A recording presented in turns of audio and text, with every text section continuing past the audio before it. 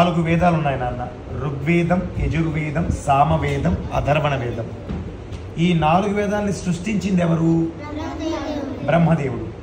వేదాలు శృతులు అంటే రాసినవి కాదు, అవి విన్నబడ్డవి. అంటే బ్రహ్మ చెప్తుంటే సప్త ఋషులు విని అట్లా విని ఇంకొకరికి చెప్పి అలా ఋషుల మధ్య చెప్పబడినవి తప్ప రాసినవి కాదు. అందుకే వేదాంత శృతులు అంటారు. ఈ వేదాలలో ఏముంటాయి? ఏది మంచి ఏది చెడు అనే విషయాలు ఉంటాయి. ఏముంటాయి? అంతే. అంటే నువ్వు పక్కన వాళ్ళకి హెల్ప్ చేస్తే మంచి, పక్కన వాళ్ళది ఏదో లాక్కోవాలని చూస్తే చెడు. అది ఎవరు చెప్పారు? అది వేదాలు చెప్పాయి మనకి. వేదాలలో రాసి ఉంటుంది. అదే చాలామంది చెప్పారు.